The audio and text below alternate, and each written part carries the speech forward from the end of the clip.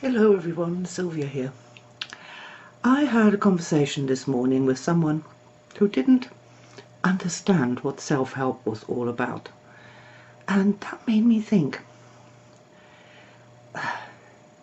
It really made me think, and it made me wonder, is it true there's two kinds of people in the world? The people who understand self-help, what that is, and those who don't. I remember the first time that I got into self-help. I saw an advertisement in a magazine for a Conant Nightingale tape set by Brian Tracy, The Psychology of Achievement. And I saw that, and it was really quite expensive. But I bought it anyway. And I remember putting the cassette on in the sitting room and lying down on the carpet and listening to what the man had to say. And from the very moment I just felt at home, because he was talking about things that I found supremely interesting. How to get myself under control, for one thing.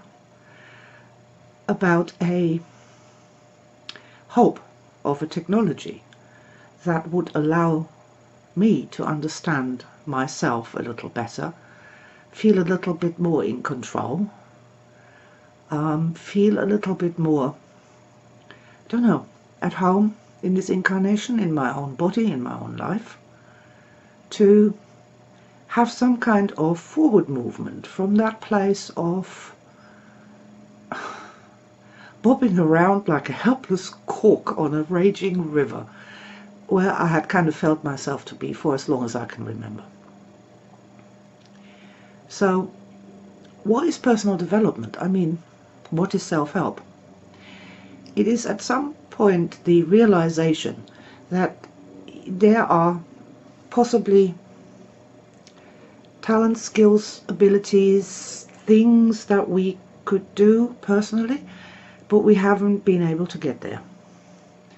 It's possibly for people who are asking questions like, what the hell is going on? What's wrong with me? What's wrong with everybody else? What's wrong with this life? Is there a solution to this? And are possibly just freaked out enough to feel the need to do something about it. I'm guessing most people just sort of drift through life from one thing to another, from one crisis to the next, and in between they're amusing themselves with soap operas of one kind or the other. And then there's the people who are really feeling that they're in a way outside of that, and they're looking at that and going, there has to be a better way. And I guess unless you've ever been one of those people, self-help probably doesn't make much sense to you. I mean, I would say to everybody, from kindergarten onward, I would have self-help as, the very first thing. If you're sad, how can you help yourself so you're not so sad anymore? If you start freaking out, how can you help yourself so you're not freaking out so much? How can we become more intelligent or more powerful, more magical? How can we improve on spontaneous outbursts of being extremely empathic and near enough telepathic, and make that so that that comes under control? These and 1,001 other questions are, either you ask them or you don't. And I guess some people never ever do. They just go along with the herd and they go bah from the cradle to the grave and then wonder where it all went so hideously wrong or something. I don't know. Either which way, so there are some people who really do get into self-help, and some will never be interested in that, I guess.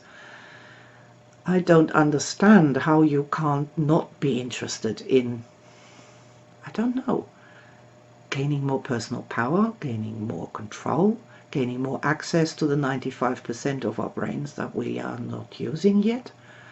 Having more understanding, having more fun, having more excitement, perhaps being able to play more freely with other people, perhaps to create your own destiny rather than going into some sort of weird 9-to-5 that wears you out by the time you retire and then you die. Perhaps there's more to life than that. Perhaps there are some people going to listen to this and say, oh, I didn't know that self-help was that kind of thing. And I'm just hoping that some of them will. I think self-help, self-improvement, personal development is the best hobby you can ever have. It never gets tired, it never gets old, it's always an exploration. There's always a chance of a massive payoff at the end in some shape or form, and I couldn't recommend it highly enough. My aspect was 20 at the time when she purchased that first tape set, and she spent hundreds of thousands of pounds, possibly millions, on various self-help things over the years. Well, that's fair enough, you spend it on that instead of heroin or cocaine or psychotherapy or whatever else people are spending their money on. But I would say, in hindsight, as I look across time, it was absolutely every penny well spent, and I am so glad I got into that when I was quite young, because it has made my life so much more interesting.